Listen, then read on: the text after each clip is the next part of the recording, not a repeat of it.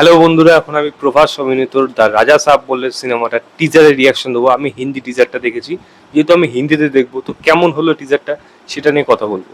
দেখুন, রাজা সাহেবের যে এর আগে যা যা অ্যানাউন্সমেন্ট যা যা এসেছিল সেগুলো দেখে যে আহামরি কিছু লাগছিল তা কিন্তু না, কিন্তু মেকার্সরা একটা জিনিস তারা স্যাটিসফাই করছিল এবং প্রভাস এবং তার টিম যেটা যে খবরটা নিয়ে সবাই মানে খুব খুব মানে খুব ইন্টারেস্টেড ছিল যে প্রভাস তার টিমকে আলাদা করে ভিএফএক্স এর জন্য এই সিনেমাটার জন্য আলাদা করে সেগুলো রিশুট করছে, কিছু ঘটনা যেগুলো আগে হয়ে গেছে সেগুলোকে আরো ভালোভাবে প্রেজেন্ট করছে।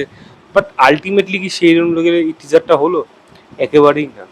প্রথম কথা হলো ভিএফএক্স যা হয় মানে বেশি আশা না করলে যা হয় সেরকমই ভিএফএক্স হয়েছে।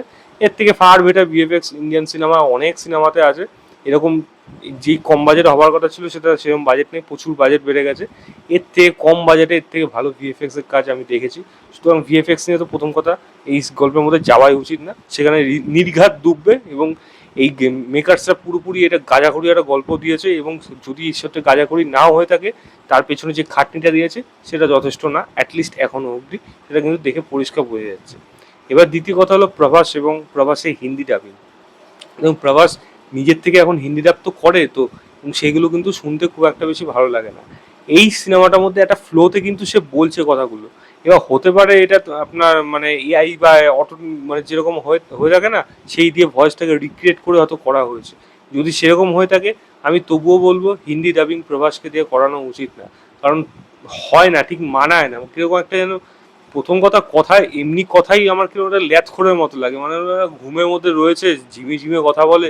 সেই পাওয়ার বা সেই বলে অ্যাগ্রেশন বা সেই স্ফূর্তি যেটা বলে সেই জিনিসটা আমি কখনোই দেখি না প্রভাসের ভয়েসের মধ্যে। হ্যাঁ, একটা অ্যাগ্রেশন যেটা বাহুবলীতে দেখেছিলাম সেটা একরকম ছিল, বাট একই জিনিস বারবার ভাঙিয়ে হয় না। তো এর মধ্যে স্ফূর্তিটা আনার দরকার, সেই স্ফূর্তিটা প্রভাসের মধ্যে কিন্তু একদম অ্যাটলিস্ট আমার ভালো লাগছে না। হতে পারে এটা প্রভাসের যে কোর অডিয়েন্স এবং ফ্যামিলি অডিয়েন্স যারা প্রভাসকে পছন্দ করে তারা হয়তো এই ধরনের সিনেমাকে পছন্দ করতে পারে, বা এই ধরনের কমেডি, এই ধরনের বডি ল্যাঙ্গুয়েজ প্রভাসের যেটা এই সিনেমাটা দেখা যাচ্ছে সেটাকে হয়তো অ্যাকসেপ্ট করবে। বাট আমার কিন্তু খুব একটা বেশি ভালো লাগছে না।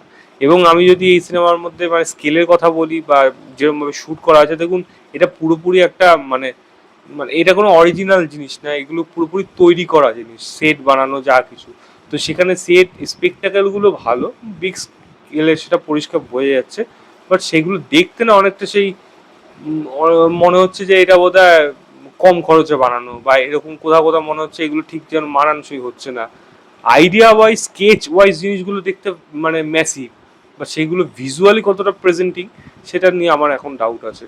এবং দেখুন এই গল্পের মধ্যে যে মানে প্রভাস যে ম্যানশনটার কথা বলছে, সেই যে সেটা কেন কেন এখানে আসছে, তার বাধা কে হয়ে দাঁড়াচ্ছে, সঞ্জয় দত্ত ক্যারেক্টারটা কে, সেই বা কেন এর এগেনস্টে হয়ে দাঁড়াচ্ছে, এবং এই ম্যানশনটাকে ঘিরে কি কি আরো রহস্য আছে, এবং প্রভাসকে এই ম্যানশনটা নিজে হাতে পাবে এই নিয়ে আশা করি গল্পটা হতে চলেছে। বাট ওভারঅল দিক দিয়ে দেখতে গেলে কিন্তু সেরকম কোনো এক্সট্রা অর্ডিনারি বা এক্সট্রা কিছু হরর কমেডি যাই থাকুক কোনো দিক থেকে কিন্তু সেরকম হচ্ছে না।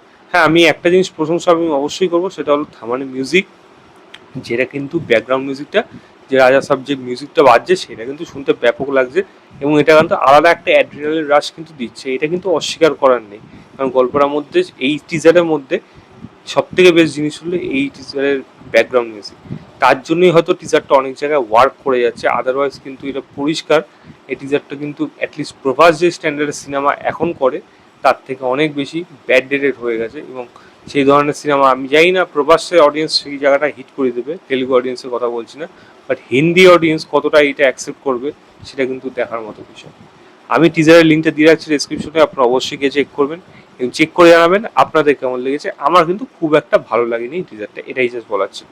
তো এই ছিল আমার ওভারঅল রিভিউ দ্য রাজা সাব বলে সিনেমাটার টিজার। ভিডিওটা ভালো লাগলে লাইক শেয়ার, চ্যানেলটাকে অবশ্যই সাবস্ক্রাইব করে দেবেন। বাই।